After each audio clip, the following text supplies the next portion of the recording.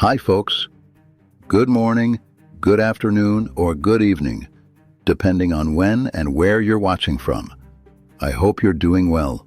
I'm just a regular person, someone like you, who's been following this case on YouTube for the past few weeks now. Watching different videos, reading comments, listening to theories, trying to understand what might have happened. And if you're here right now, there's a good chance you already know about this case too. So I'm not going to sit here and repeat every single detail. Because honestly, that's not the purpose of this channel. This first video is really for you, the viewers. The people who are watching, thinking, questioning, and maybe even feeling something deeper about this case.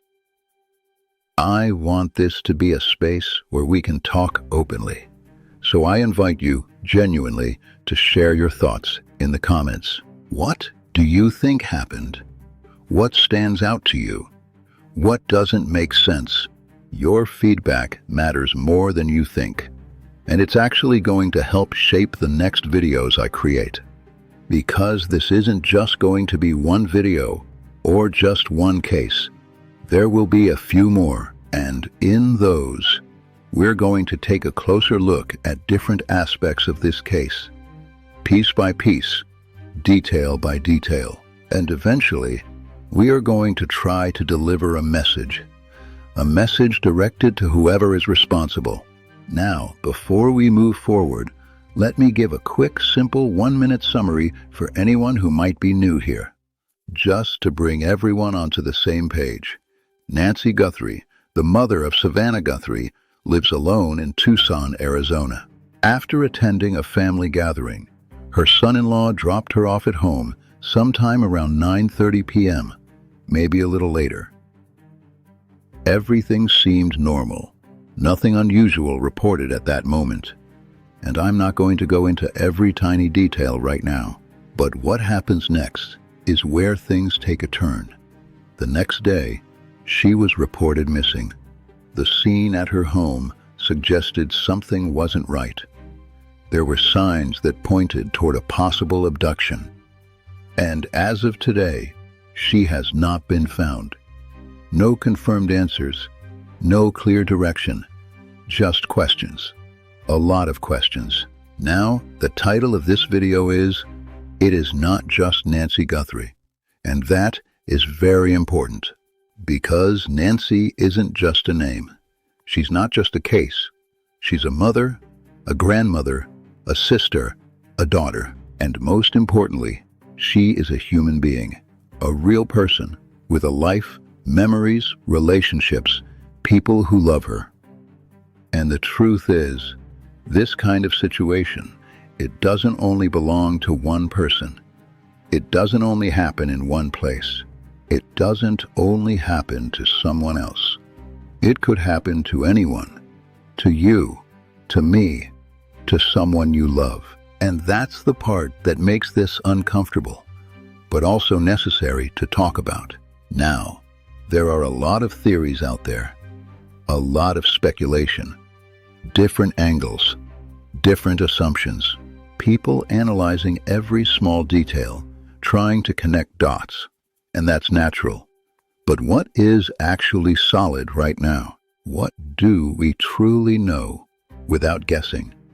Honestly, not much, other than one fact. She is still missing.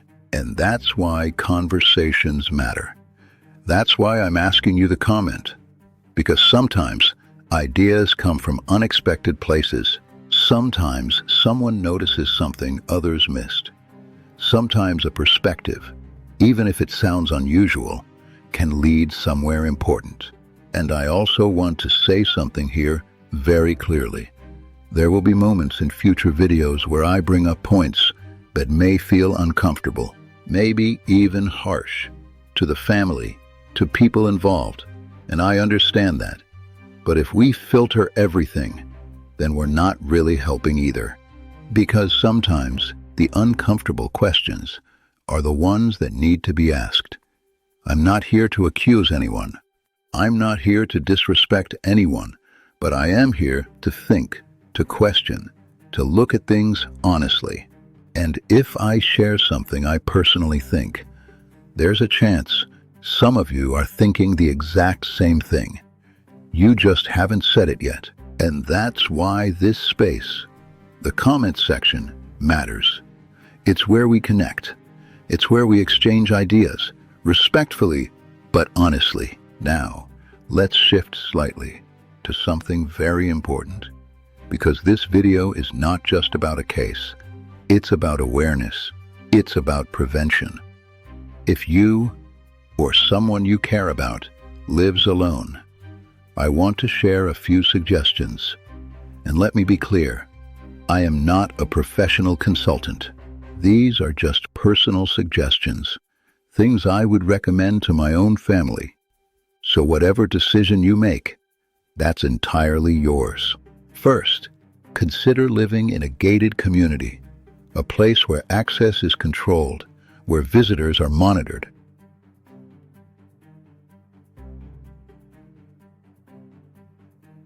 Where there's at least some level of oversight. Is it perfect?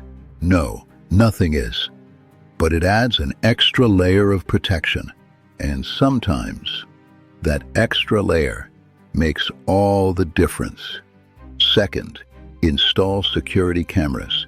Outside your home, inside your home, entry points, common areas. But here's something very important that people overlook. Cameras only work if they're actually recording. If they're properly set up with a subscription or storage system, because without that, you might have cameras, but no footage. The cost? Honestly, it's not as high as people think.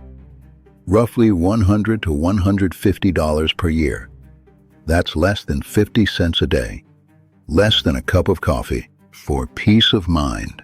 And if family members aren't stepping in to help, then sometimes small personal sacrifices can cover it. Skipping one meal out per week, cutting back on something non-essential, little adjustments, that can lead to something much bigger: safety.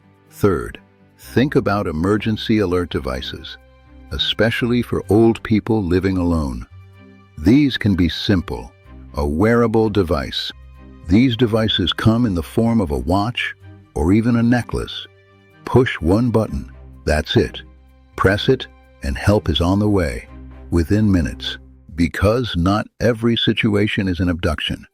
Sometimes it's a fall, a medical emergency, and in those moments, time matters a lot.